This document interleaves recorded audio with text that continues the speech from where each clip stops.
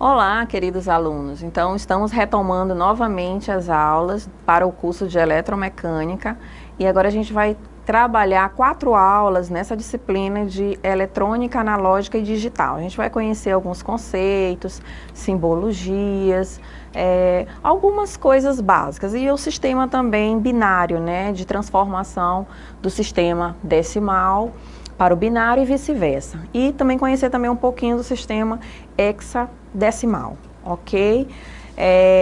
Como vocês sabem, meu nome é Roberta Batista, tá? Então vamos começar a nossa primeira aula hoje. Então a de hoje, nós vamos conhecer um pouquinho sobre as noções gerais, ok? Sobre circuitos. Então a gente vai ver a parte do que é corrente, do que é tensão, tá? Então começando aqui no conceito de corrente contínua, representado aí pelas letras CC, ok? Que nada mais é do que a sigla, né, de corrente e contínua. Então o que é a corrente contínua? Então a corrente contínua é toda a corrente elétrica em que o fluxo dos elétrons não muda de direção, sendo uma direção única. Assim, a carga permanece sempre a mesma. Então, já percebemos aí que a carga não muda, né? É uma única direção, é a mesma direção, tá? Então, a gente pode encontrar esse tipo de corrente contínua em pilhas, baterias, nos dínamos, painéis solares, né? Geram corrente contínua utilizadas em circuitos de baixa tensão, como computadores também, celulares e aparelhos eletrônicos em geral. Então aqui a gente tem embaixo a representação, né, de como essa corrente contínua é representada através desse diagrama. Então vocês percebem aqui o sentido através dessa setinha. Então a setinha ela mostra, né, o fluxo dessa corrente em um único sentido, ok? Já a corrente alternada, né, que também é representada pelas letras C e A, né, que nada mais são também, como eu falei, as iniciais, né, de corrente e a inicial também de alternada. Então, o que ela diferencia em relação à corrente contínua? Né?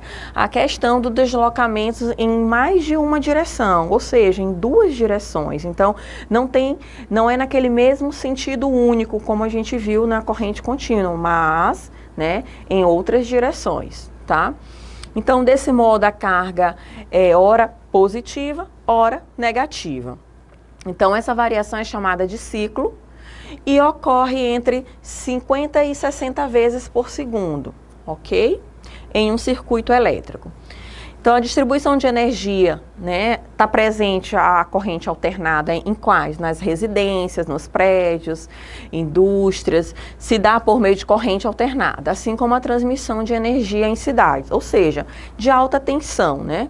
Então, aqui a gente pode ver na representação, aqui nessa figura, os fluxos, né, da corrente alternada. Então, ela não só permanece no mesmo sentido, mas em outro sentido também. Então aqui, ela tanto vem aqui para a esquerda quanto para a direita, né? Tanto em todos os movimentos, ok?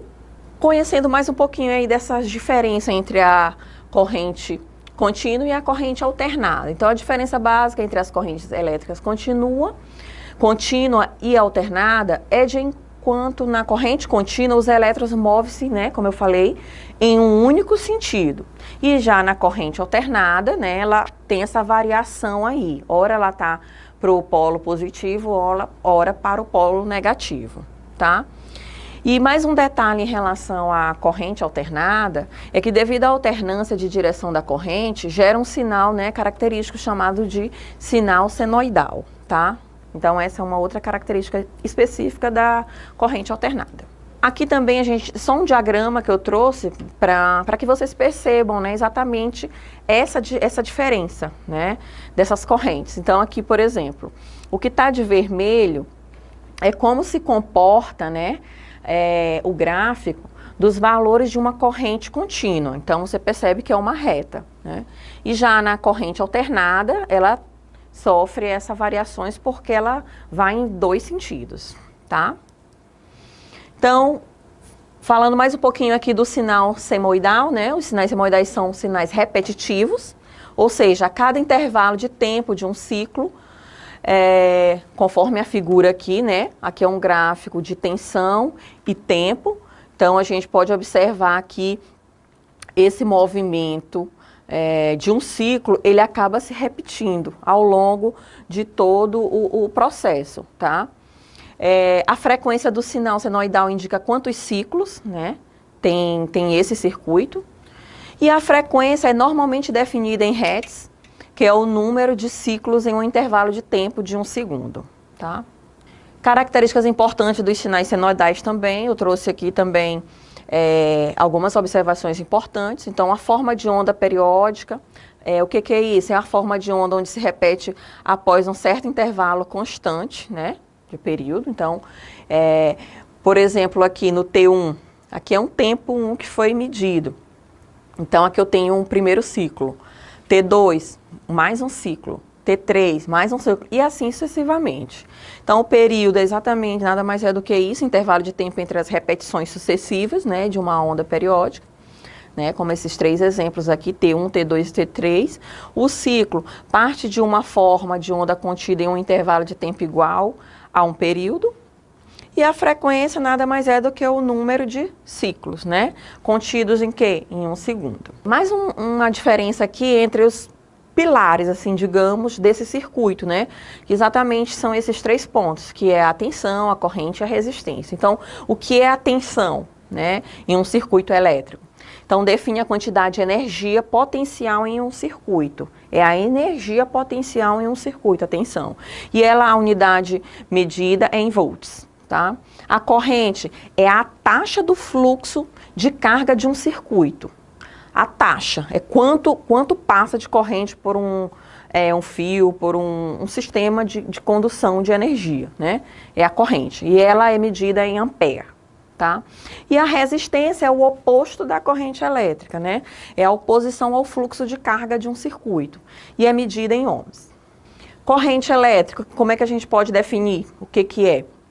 Então, podemos definir como uma corrente elétrica como sendo o fluxo ordenado de elétrons, né, por um meio condutor. Nada mais é do que são os elétrons passando por um sistema de condução, né, que geralmente nas nossas casas eles passam por dentro de uma fiação elétrica, né, de um fio. O deslocamento dos elétrons pelo circuito recebe o nome de fluxo, que é de fato a corrente, né? Nada mais é do que a corrente. E esse fluxo pode ser chamado de quê? De fluxo convencional ou fluxo eletrônico, tá? Então, a diferença entre o fluxo convencional e o fluxo eletrônico pode ser ilustrada aqui, conforme essa figura, né? Nada mais é do que somente o sentido. Então, para cá, para o sentido anti-horário, eu tenho o sentido eletrônico, né? O sentido eletrônico, e para o sentido horário, o sentido convencional, tá? Então, nesse exemplo aqui, só a anotação que ele deu é 10A, então lê o quê? 10 ampere, tá?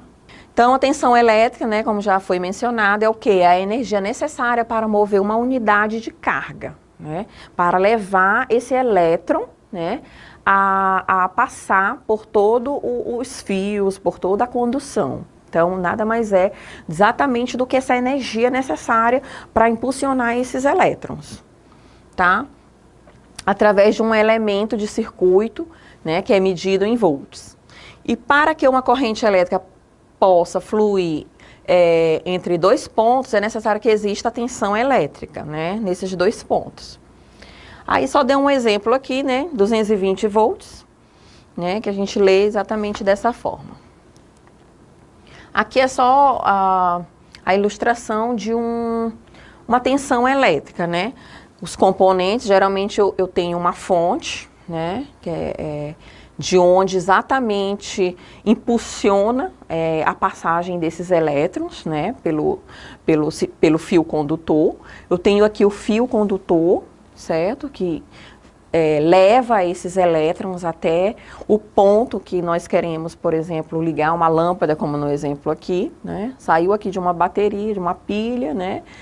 Passou aqui pelo fio, ligou minha lâmpada e essa energia, né, como é um circuito fechado, ela retorna aqui para a pilha. E o que é a resistência elétrica? A resistência elétrica é a grandeza elétrica do componente que se opõe, resiste, né? Enquanto a corrente são os elétrons passando, né, por dentro dessa fiação, a resistência é como se fosse um bloqueio, né? Ela resiste, né? Então, quanto maior a resistência, maior a oposição à passagem da corrente elétrica e menor a corrente. Então, quanto maior for a resistência, né, algo bloqueando, impedindo, resistindo, né, é lógico que menor vai ser essa corrente passando por esse sistema, né, por esse circuito. Então, a unidade da resistência elétrica é o ohm, e o seu símbolo é essa letra, né, a letra grega ômega, né, que tem essa aparência aqui. E aí só trouxe também um exemplo aqui para vocês verem como que representa-se em um diagrama, em uma simbologia ou coisa parecida. Então, aqui eu tenho 1000 ohms, tá? Aqui só algumas analogias em relação ao que é a corrente, a tensão e a resistência. Então, como é que funciona aqui num exemplo para vocês tentarem entender mais ainda. Então, aqui, por exemplo, eu tenho uma baixa resistência. Quando que eu tenho uma baixa resistência, por exemplo, eu estou com a torneira aberta. Então, eu tenho o quê? É o contrário da corrente. Então, enquanto a minha resistência é menor, né? Então, eu tenho uma alta corrente, certo? E vice-versa. Aqui, alta resistência, ou seja, a minha torneira está fechada, então está passando menos fluxos. Então, quando está passando menos fluxo, só fazendo essa analogia aí em relação à corrente, né? Então, nesse caso, eu tenho uma baixa corrente. Da mesma forma aqui, na tensão, né? Analogia da tensão. DDP é diferença de potencial, tá? Então, por exemplo, aqui eu tenho uma torre de água, né? E aqui, nesse caso aqui, teoricamente, com uma bitola maior, passando o maior fluxo de água, nesse caso aqui. E aqui,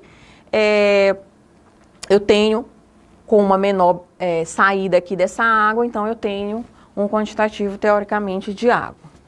A resistência elétrica também, ó, também no mesmo exemplo lá dessa torre de água, ó, então o encanamento é maior. Se ele for maior, né? Como nesse caso, vocês podem visualizar que aqui é mais largo do que nessa outra figura. Então, nesse caso aqui, quando esse encanamento aqui ele for maior, o que vai acontecer? É uma menor resistência. Menor resistência por quê? Porque eu estou com um fluxo maior de água, né? Escorrendo por esse encanamento que ele é mais largo. Já nesse outro caso, esse encanamento aqui, ele é menor, né? Ele é mais estreito que esse. Então, se ele é mais estreito, passa menos o quê? Fluxo de água. Então, menos água aqui, eu tenho o quê? Uma maior resistência, tá? Espero que tenha ficado claro aí essa analogia desses 3 exemplos. E, de fato, assim, após a gente conhecer esses pilares necessários, né, que é a tensão, a resistência, a corrente, como funciona cada passo. Então, a gente vai ver de fato agora o que é o circuito elétrico, né, que é, na verdade, nada mais é do que composto por esses itens e outros, tá? Então, o circuito elétrico é o quê? É composto por uma fonte de energia, geralmente uma fonte pode ser uma bateria, uma pilha, qualquer outro, né? Por alguns outros elementos que irão utilizar esta energia elétrica, e a interligação, a fonte e o elemento será feita através dos condutores elétricos, né? Então, aqui a gente tem um diagrama, né, que representa, então, geralmente essa simbologia da voltagem, que é a tensão, que é quem, lembra que é quem impulsiona, né, esses elétrons a passarem por esse sistema de condução. Então, geralmente ele é representado pelo Vzinho, que é volts, né, com os polos mais positivo e negativo, igual a pilhazinha de controle de TV e etc. Aí eu tenho um fluxo, né, nesse sentido, aqui eu tenho uma resistência, tá?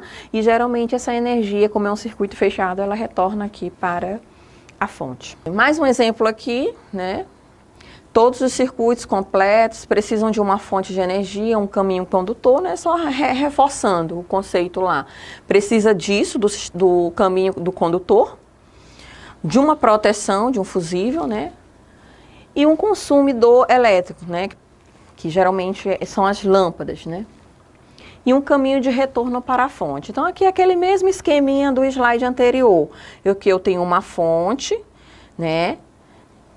Com os polos positivo e negativo. De positivo é quando ele emite, né, a saída desses elétrons. Então aqui eu tenho o fio conduzindo os elétrons por dentro dele, ligando a minha lâmpada, teoricamente, e aqui o retorno desses elétrons para a minha fonte. Aqui eu tenho um circuito aberto quando, teoricamente, eu tenho um problema, né, geral. Pode ser um fio cortado, então não está passando corrente, né? Está aberto, teoricamente. Perda de conexão de algum dos componentes, conexões danificadas, corroídas, um fusível rompido, né? Então tudo isso aqui é a causa de um circuito aberto. Um circuito fechado, se um fio ou componente está em um circuito com alimentação, este é comumente chamado de curto-circuito. Tá? Um curto-circuito permite a corrente elétrica ultrapassar algumas ou todas as resistências do circuito. Então, ela ultrapassa aquelas resistências que a gente tem no nosso circuito. Quando eu estou com um curto-circuito, ela faz isso. Tá? Então, se um fio ou componente está em curto com terra, esse é comumente chamado de curto com terra. Beleza? Então, gente, é isso. Essa foi a nossa primeira aula. Espero que tenha ficado claro. Tá? Muito obrigada.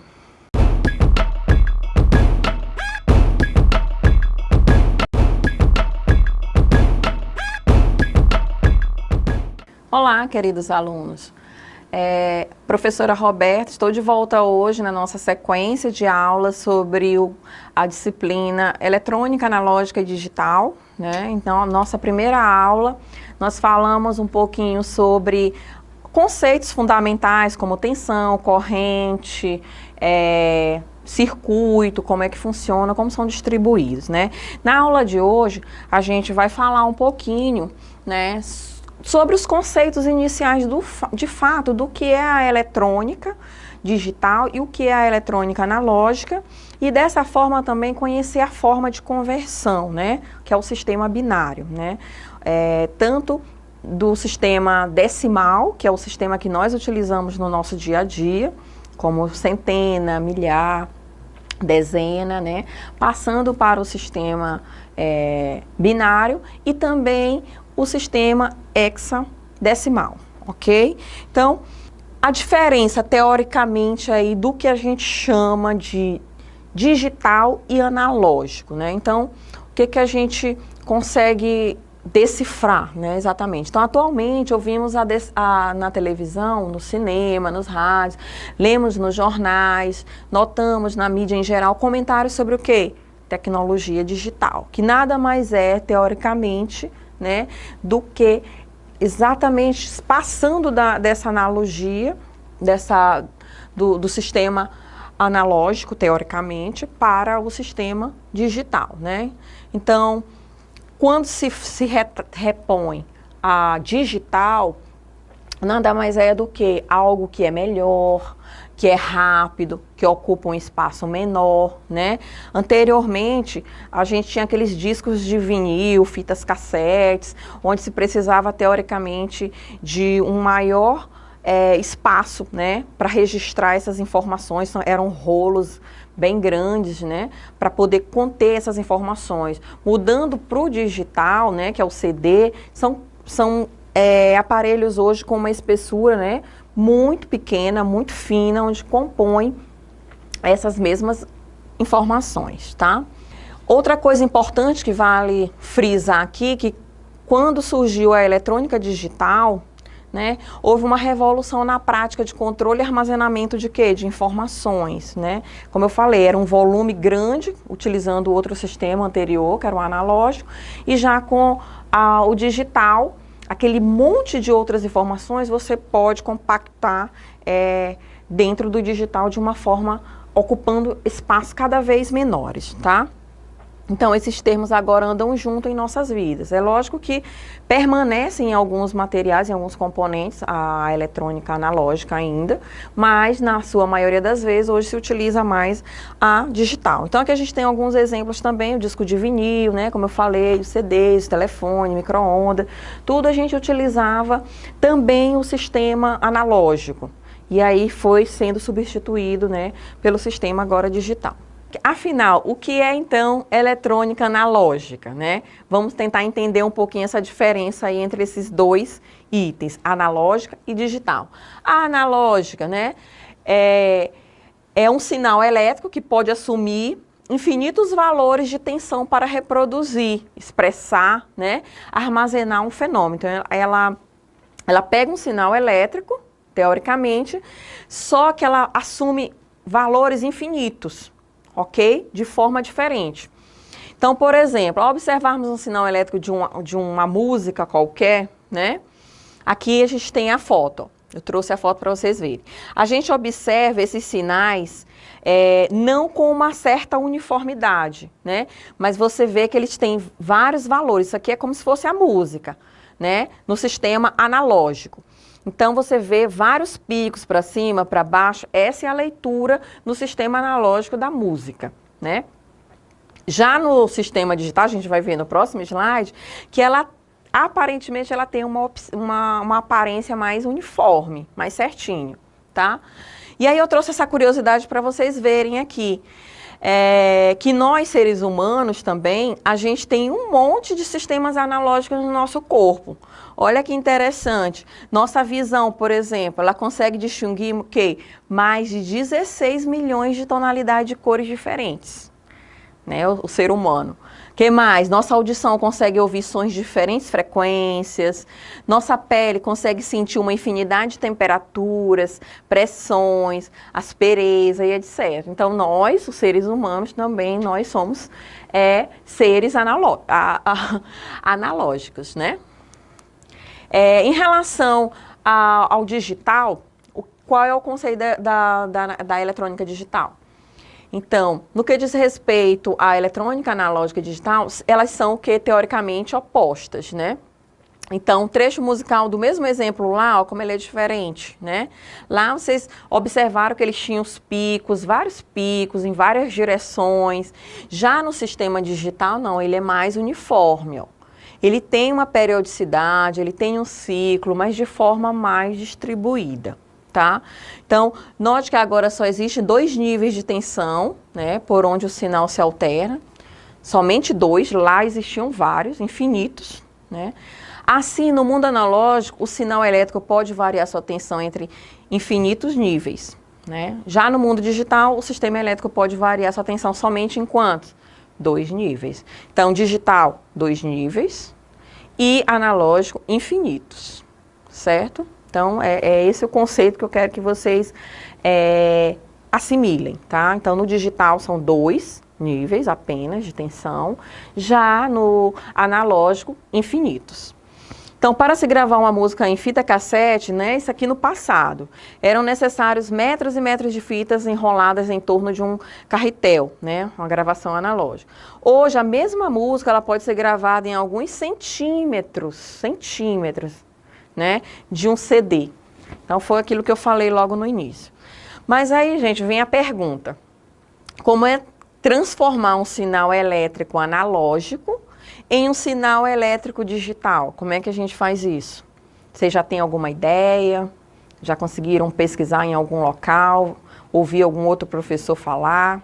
Então, já vão refletindo aí. Como pode um sinal que tem infinitos níveis de tensão ser convertido para apenas 2 níveis, né? Que é o caso do digital, como eu falei para vocês. Aquele, o analógico é infinito, tem infinitos, né, níveis, enquanto o digital só tem apenas 2. Então, como é que é possível transformar esses infinitos em apenas 2? Então, a gente vai conhecer um pouquinho aqui, né?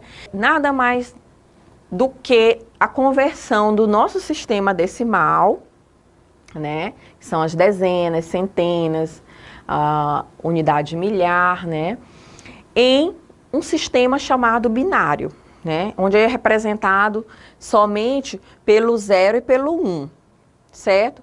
Mas antes da gente entrar no sistema binário, eu trouxe aqui só esse exemplo de um número decimal, né, que é o número 135, como ele se apresentaria, né, nessa forma decimal. Eu posso reescrevê-lo de outras formas. Então, como é que eu faço aqui?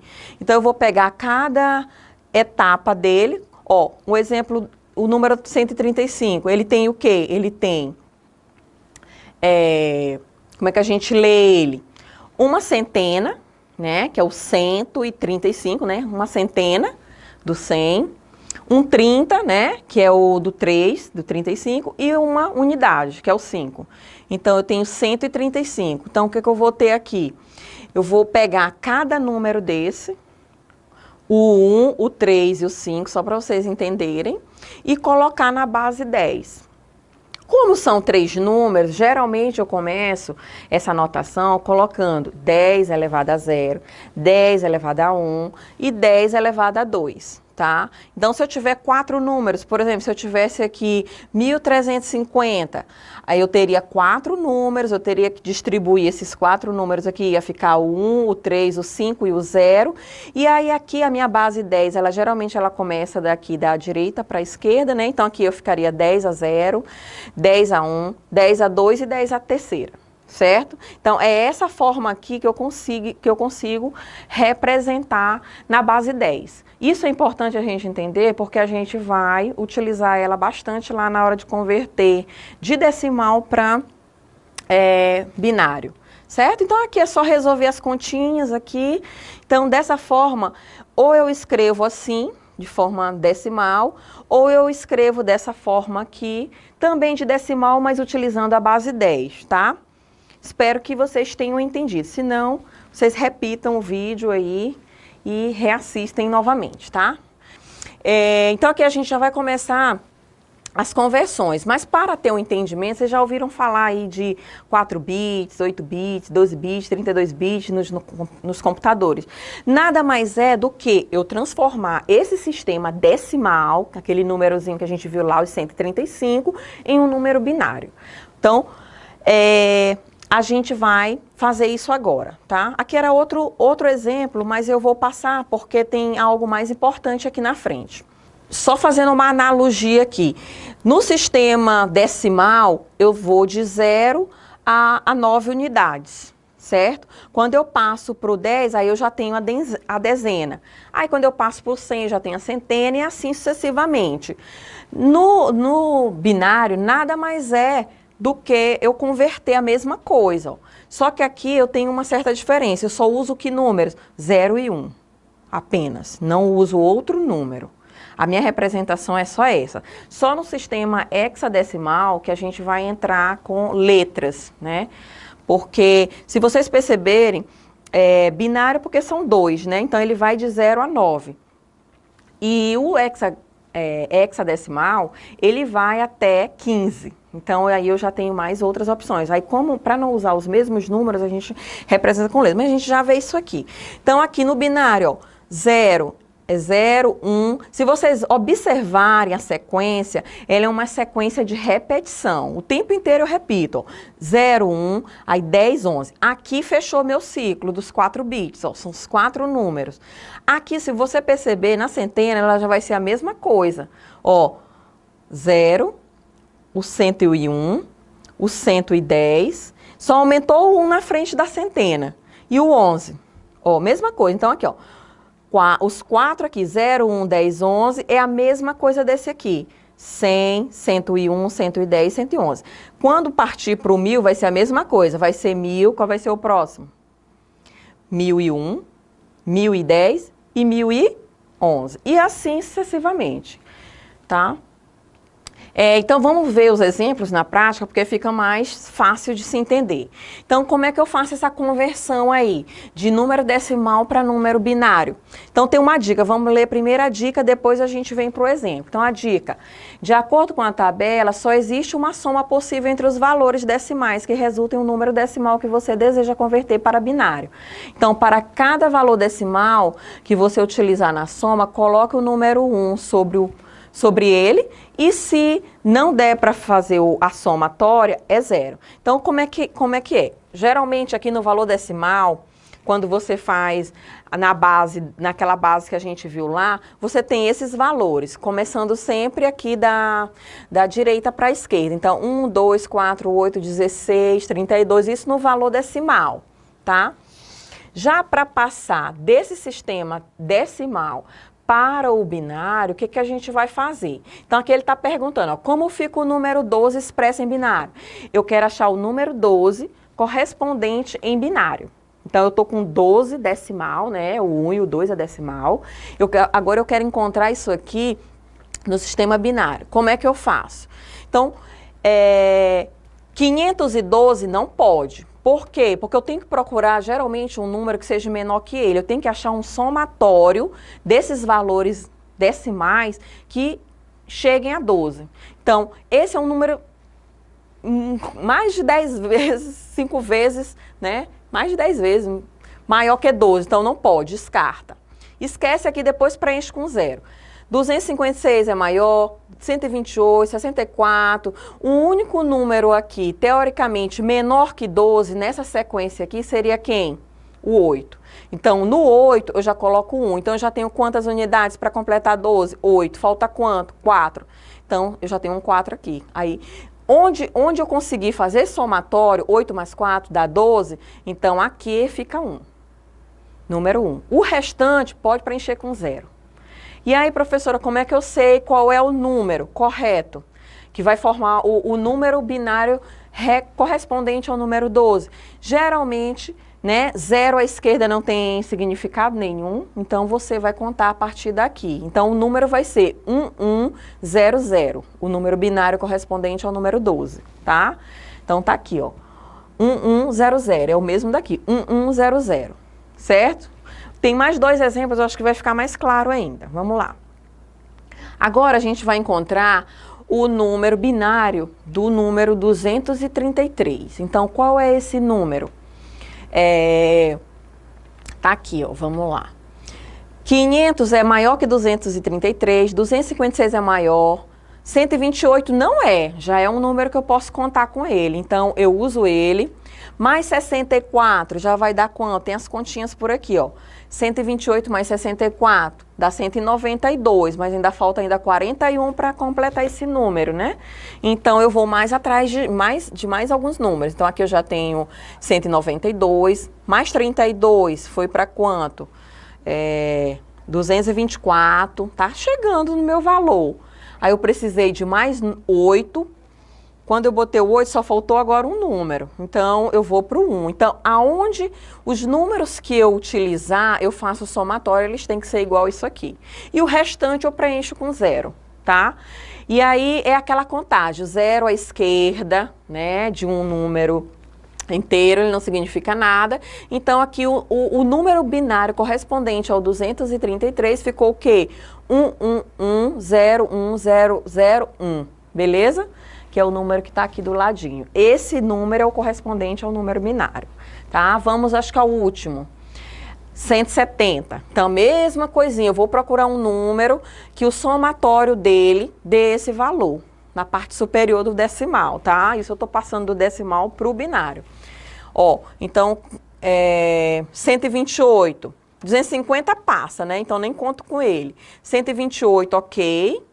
Aí, que mais? 32, né? Aí o 32, somando eles dois, vai dar 160, ainda está faltando 10. Então, o 8 é um número e o 2 completa, né? Então, aqui, completou os 170. Aí, qual foi o número que fechou aqui? 1010101010, né? Então, esse é o número correspondente binário ao 170 decimal, beleza?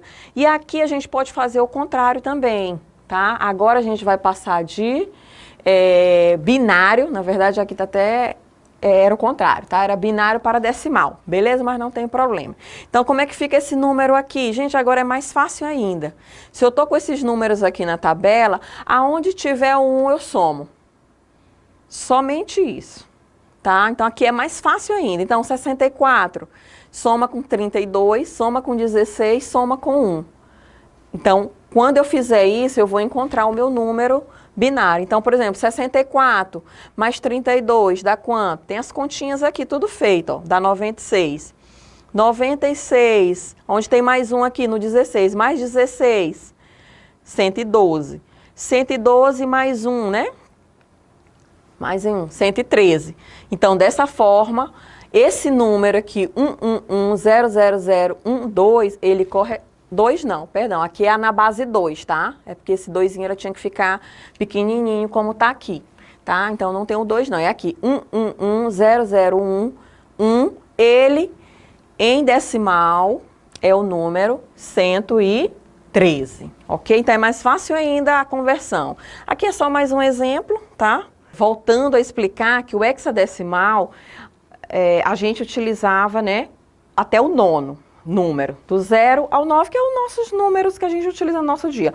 Para eu alcançar uma maior quantidade de números, foi criado o hexadecimal, que é o que eles utilizam hoje, na atualidade, tá? Então, aí eu tenho agora 15 números, tá? Só que não é números. A partir do 10º, é letras, que a gente vai conhecer aqui, ó. Então, por exemplo, o A é o 10, então a partir, né, 0 a 9, 0 a 9 é os números mesmo, é 1, 0, 1, 2, 3, 4, 5, 6, 7, 8, 9. No 10º é o representado pela letra A, o 11B, o 12C, o 13D, e assim sucessivamente. Vamos só ver um exemplo aqui para vocês verem como não é tão complicado assim, tá? Então ele está perguntando aqui, ó, quanto equivale em hexadecimal para o binário, né? Quanto vale esse número aqui, ó? 11011 na base 2. Eu quero passar de binário para hexadecimal. Então, vamos ver aqui. Aqui é o seguinte, eu vou só explicar de forma bem prática para vocês. Como é o sistema hexadecimal, ele é dividido em tipo grupos de 4, tá? Então aqui eu tenho uma barrinha separando, essa barrinha aqui é porque é um grupo de 4 bits. Então aqui eu tenho 4 bits, 4 bits, 4 bits. E cada um desses aqui, por exemplo, esse aqui vale 1, 2, 4 e 8. E da mesma forma, 1, 2, 4 e 8. E assim sucessivamente. Para eu achar esse número, o que eu tenho que fazer? Aonde tiver 1, eu somo os valores que são correspondentes decimais desses números. Então aqui, eu sei que aqui tem 1, aqui tem 2, aqui tem 4 e aqui tem 8. Só que aqui onde tem 0, eu não somo.